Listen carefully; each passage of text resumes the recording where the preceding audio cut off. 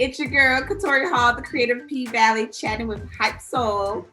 Check out season 2 P Valley on STARZ Play.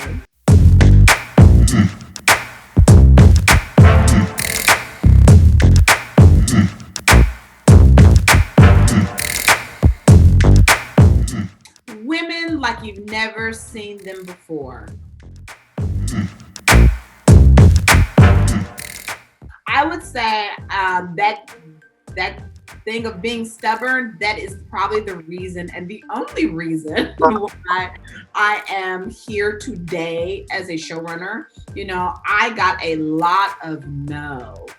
I couldn't even walk into some offices to pitch P-Valley as a TV show because people just were not interested in the story. But the fact that I, believed in this so much, believed in myself and my ability to do it. The one yes that I got from STARZ, I took it and ran with it. And, here we are today. And even along the journey, you get slapped in the face with so many different obstacles.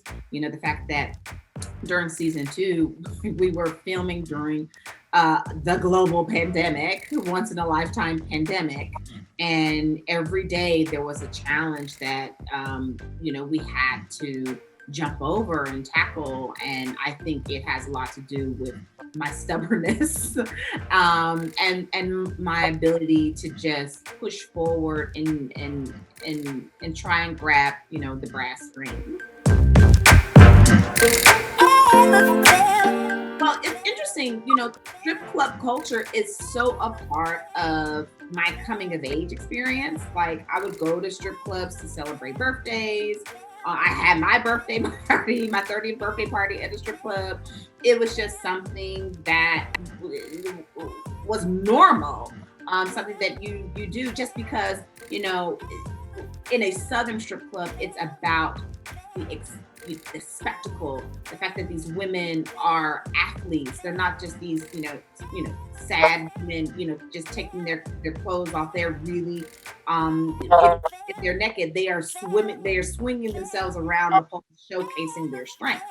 So fast forward, I actually started taking pole dancing classes when I was living in New York, and it made me kind of think about times that I was at the club and I was, in awe of these women, and I was like trying to be them in this strip club class. And child, I could not lift myself up even, 5 centimeters off the ground, and it just made me love, honor, respect what they do even more because I couldn't do it. And so that to me, my own experience growing up, seeing dancers down south and me trying to do what they do in a class, those two things came together and inspired me to create the show.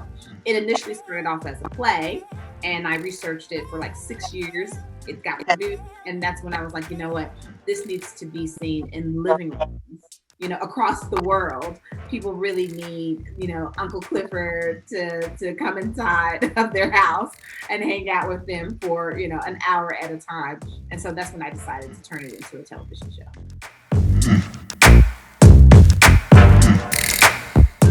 I think particularly Southern strip club culture comes out of the Southern juke joint culture, the blues culture. We embrace just the openness, the sexuality, the realness of life, that there is nothing to hide in those spaces. And so I think over time, strip clubs just were the natural progression from that kind of juke joint past. I will also say that, a lot of times Black folks were not allowed in some spaces, in theaters and whatnot. And so the fact that strip club culture down south has this very theatrical and bombastic aesthetic, I think, comes from the fact that we oftentimes, certain spaces were cut off from us. So I feel as though strip club culture, particularly where I grew up, it's just a reflection of just the innovation and the ingenuity of Black folks, and like and the fact that it's just not about being raunchy. It's not just about being sexy. It's about showing this amazing skill set, this athletic, acrobatic skill set that you can't get at another type of strip club. And it's interesting. There's a difference between northern strip clubs and southern strip clubs. I would say southern strip clubs have the more athletic approach, even though there's some northern strip clubs that I think have been inspired by different southern strip clubs.